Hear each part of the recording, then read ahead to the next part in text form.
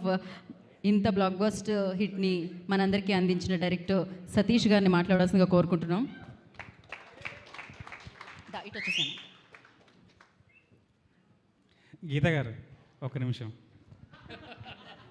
మళ్ళీ ఇప్పుడు మరాఠీలో చెప్పమన్నారు కదా నన్ను. నాకు రాదు ఫస్ట్ మరాఠీ. అయితే ఓకే, మన ఇద్దరం సేఫ్, నేను సేఫ్.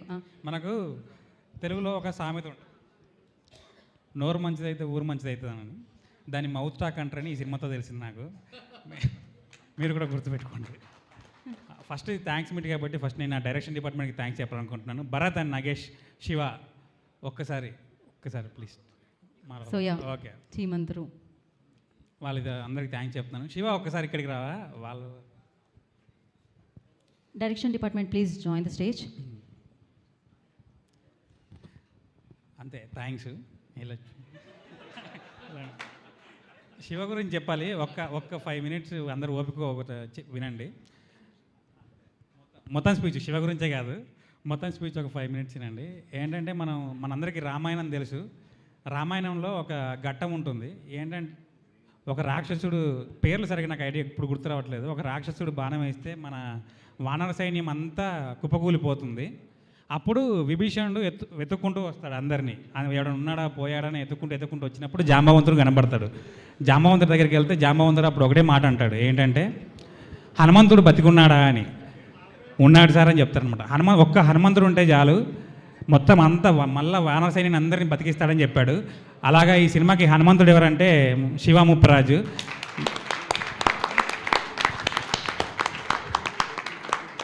సినిమాలో ఉన్న 24 క్రాఫ్ట్స్లో ఏ ప్రాబ్లం వచ్చినా శివకి చెప్పండి నేను భారమంతా నేను హనుమంతుని లాంటి శివుని మీద వేసాను. Thank you Shiva. ఇంకొకటి ఉంది, ఈ సినిమా హిట్ అయింది కాబట్టి నేను కానీ రోషన్ కానీ కోనసర్ కానీ ఈ బ్యానమేళ సినిమాని గుర్తుపెట్టుకుంటాము. కానీ బ్యానమేళం అనే సినిమా పెట్టుకోవాల్సిన పేరు శివ ముప్పరాజు. ఎందుకంటే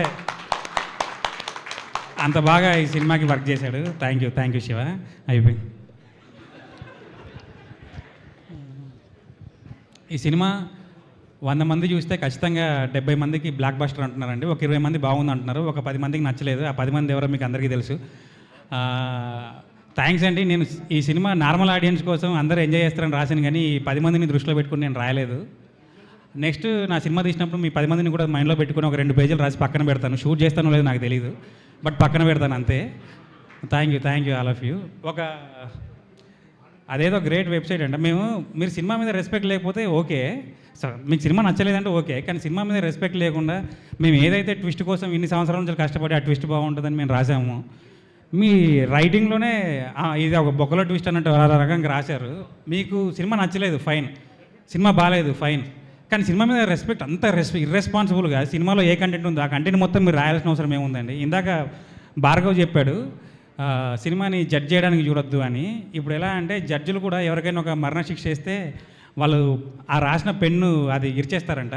మీరు కూడా ఇలాగ రివ్యూ రాసినప్పుడు మీరు రాసిన పెన్ను ఇరిచేయండి. ఎందుకంటే మీ రివ్యూతోని డైరెక్టర్ చచ్చిపోతాడు, ప్రొడ్యూసర్ చచ్చిపోతాడు, ఇంతమంది కొత్త మన ఆర్టిస్టులు ఉన్నారు, వీళ్ళందరూ చచ్చిపోతారు. మీరు రాసేది జస్ట్ రివ్యూ అని మీరు అనుకుంటున్నారు, కానీ అది ఒక మరణశాసనం. మాకు ఆడియన్స్తో పాటు సినిమా చూడండి. ఒక్క ఆడియన్స్ కూడా బాగాలేదు సినిమా అని చెప్పట్లేదు. నాకు ఎక్కడెక్కడి నుంచో ఫోన్ వస్తున్నాయి. కోనసార్ వల్ల మేము అన్ని మొత్తం స్టేట్స్ అన్నీ తిరుగుతున్నాము. ప్రతి థియేటర్లో ఆడియన్స్ చాలా బాగా తీశారు అని చెప్పేసి మమ్మల్ని ఎంకరేజ్ చేస్తున్నారు. Thank you. ఫస్ట్ ఇక్కడ థ్యాంక్ యూ నుంచి మొదలు పెడితే బెక్క వేణుగోపాల్ గారికి థ్యాంక్ యూ, కోన వెంకట గారికి థ్యాంక్ యూ. అండ్ ఈ సినిమా నేను చాలా భయపడ్డాను. నిన్న లక్ష్మీకాల వెళ్ళి అందరు క్రౌడ్ మధ్యలో చూశాను. నా భయం అంతా పోయిందండి సినిమా అయిపోయేంత వరకు. సినిమా లోపలికి వెళ్ళేటప్పుడు కొంచెం భయంతో వెళ్ళాను. ఇన్ని రోజులు నేను క్రౌడ్తో కలిసి చూడలేదు. ఫస్ట్ టైం నేను క్రౌడ్తో కలిసి చూసిన తర్వాత బయటకు వచ్చారంటే భయం అంతా నాకు ఎగిరిపోయింది. అంత బాగున్న సినిమా, చాలా బాగుంది, ఖచ్చితంగా మీకు నచ్చుద్ది.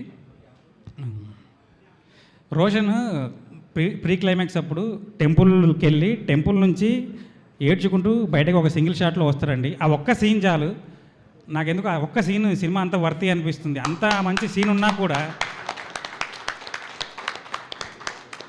అంత గ్రేట్ పర్ఫార్మెన్స్ మీకు కనబడలేదా అండి? ఏం చెప్పాలండి, అందరం చాలా కష్టపడి చేసాము, అందరం లైఫ్ వస్తుందని చెప్పాము. ఈ అమ్మాయి పేరెంట్స్తో ఫైట్ చేసి అందరితో ఫైట్ చేసి ఇండిపెండెంట్గా హాస్టల్లో ఉండి మరి కష్టపడి చదువుకొని మరి యాక్టింగ్ చేస్తుందండి. ఫస్ట్ టైం వాళ్ళ పేరెంట్స్ వాళ్ళ రిలేటివ్స్ అందరూ ఈ అమ్మాయి చాలా పాజిటివ్గా మారిపోయారు. వాడు జెప్టో నడుపుకునేవాడు, లైఫ్ అంతా ఆల్రెడీ బిస్కెట్ అయిపోయిందనే ఫీలింగ్లో బాధపడుతుండేవాడు. ఈ సినిమాతో చాలా హోప్స్ పెట్టుకున్నాడు. వీళ్ళు చాలామంది చాలా స్ట్రగుల్స్ పడి ఇక్కడ దాకా వచ్చాము. దయచేసి మమ్మల్ని ఎంకరేజ్ చేయండి. చాలా అనుకున్నాను, చాలా మర్చిపోతున్నాను. నాగార్జున గారిది శివమణిలో ఒక డైలాగ్ ఉంటుంది. ఏంటంటే ప్రకాష్ రాజ్కి వార్నింగ్ ఇస్తూ ఉంటాడు. ఏం చెప్తాడంటే, ఒరే నేను ఇప్పటికి 4 స్టేషన్లు ట్రాన్స్ఫర్ అయ్యాను, ఏ స్టేషన్కైనా ఫోన్ చేసి నా కొడుకు అడుగు నాతను పెట్టుకోవాలనుకుంటే అప్పుడు ఒక్కడు పెట్టుకోమని చెప్పినా సరే నాతను పెట్టుకోరా అంటాడు. ఇప్పుడు సినిమా చూడని వాళ్ళు ఎవరైనా సినిమా చూడాలనుకుంటే రివ్యూస్ కాకుండా ఆల్రెడీ సినిమా చూసిన వాళ్ళు ఎవరికైనా ఫోన్ చేసి బ్యాన్మల సినిమా బాగుందని డైరెక్టర్ చెప్తున్నాడు, మనం చూడొచ్చు అని అడగండి. సినిమా చూసిన వాడు ఎవ్వడు చూడొద్దు అని చెప్తే మీరు సినిమా చూడకండి.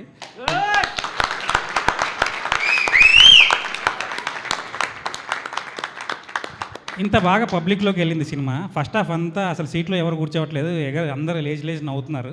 ఇంటర్వెల్కి ఒక ట్విస్ట్ వచ్చింది. క్లైమాక్స్లో లైట్ లాంచ్ చేసిన తర్వాత నా పక్కన 2 బీటెక్ స్టూడెంట్స్ కూర్చుంటే వాళ్ళు కళ్ళు తుడుచుకుంటున్నారు. అమ్మాయి నాకు హ్యాపీ అనిపించింది వాళ్ళు ఏడుపు చూస్తూ ఉంటే. అలా నేను దేనికోసమైతే కష్టపడ్డానో అది నాకు అచీవ్ అయిందన్నప్పుడు చాలా హ్యాపీ అనిపించింది. కోన గారు ఆయన ఈ సినిమా రాయలేదు, ఆయన ఈ సినిమా తీయలేదు. ఆయన కష్టపడి ఆయన సంపాదించిన డబ్బులు ఈ సినిమా మీద పెట్టారు. మాలాంటి కొత్త వాళ్ళందరినీ నమ్మారు. అలాంటి ఒక 100 ఆయన జోకులు లేని, ఆయన జోకులు నవ్వలేని తెలుగు వాళ్ళే ఉండరు అసలు. అలాంటి ఒక ఆయన స్టేజ్ మీద ముందుకొచ్చి ఈ సినిమా ఖచ్చితంగా మీరు చూడండి, ఈ సినిమా చూడకపోతే నా సినిమా మీరు చూడకండి అని అంత జడ్జిమెంట్తో అంత ధైర్యంగా ఆయన అంత చెప్పాడంటే ఈ సినిమా మీద ఆయనకు ఎంత నమ్మకం ఉంటుంది. మీకు లేదు జడ్జిమెంట్, 100 సినిమాలు రాసిన ఆయనకుండా జడ్జిమెంటు. జనరల్గా నాకు కోపం రాదు. స్టేజ్ ఎక్కే ముందు కూడా చాలా హ్యాపీగా ఉన్నాను. మైక్లో అది ఉందేమో నాకు తెలియదండి. మమ్మల్ని ఆయన ఇంకా ఇలాంటి సినిమాలు తీయాలి, కొత్త వాళ్ళని నమ్మాలంటే మీరు అందరూ వచ్చి చూడాలండి. మన అందరి లైఫ్లో ఒక సిచ్యుయేషన్ మనం ఎక్స్పీరియన్స్ చేసి ఉంటాం. ఏంటంటే మనకు తెలిసిన వాళ్ళు ఎవరో ఐసీయూలో ఉంటారు పేషెంట్స్, తొందరగా చూద్దాం అనుకుంటాము కానీ మనం ఉన్న పనుల వల్ల అలా చూడలేకపోతాము. రేపు చూద్దాం ఎల్లుండి చూద్దాం అనుకున్నప్పుడు ఆ పేషెంట్ చచ్చిపోతాడు అక్కడ. తర్వాత లైఫ్ లాంగ్ మనం రిగ్రెట్ ఫీల్ అవుతాం, బతుకున్నప్పుడు ఒక్కసారైనా వెళ్ళి చూడాల్సిందే అని. ఇప్పుడు కూడా మా సినిమా థియేటర్లో ఉందండి. ఖచ్చితంగా ఈ సినిమాని మిస్ అయితే మీరు కూడా రిగ్రెట్ ఫీల్ అవుతారు. అరే ఈ సినిమా థియేటర్లో చూసుంటే బాగుండేదని. మా అందరికీ ఆదర్శమైన వ్యక్తి సీనియర్ ఎన్టీఆర్ గారు. ఆయన ఎప్పుడు ఒక మాట చెప్పేవాడు, సమాజమే దేవాలయం, ప్రజలే దేవుళ్ళు అని. కానీ నాలాంటి ఒక సినిమాలు ఎవరికి థియేటరే దేవాలయం, ప్రేక్షకులే దేవుళ్ళు. థ్యాంక్స్, వచ్చి మమ్మల్ని ఇంకా ఆదరిస్తారని కోరుకుంటున్నాను. ఈ అవకాశం ఇచ్చిన కోన వెంకట్ గారికి జీవితాంతం రుణపడి ఉంటాను. థ్యాంక్ యూ సతీష్ గారు. ఏం చెప్పాలనుకున్నారో స్ట్రైట్ అవే చెప్పేశారు, సినిమాలోనూ అండ్ ఇక్కడ కూడా. సో డెఫినెట్గా మీ టాలెంట్ ఇంకా ఇది కొనసాగుతూనే ఉండాలని మనస్ఫూర్తిగా కోరుకుంటూ ఉన్నాను.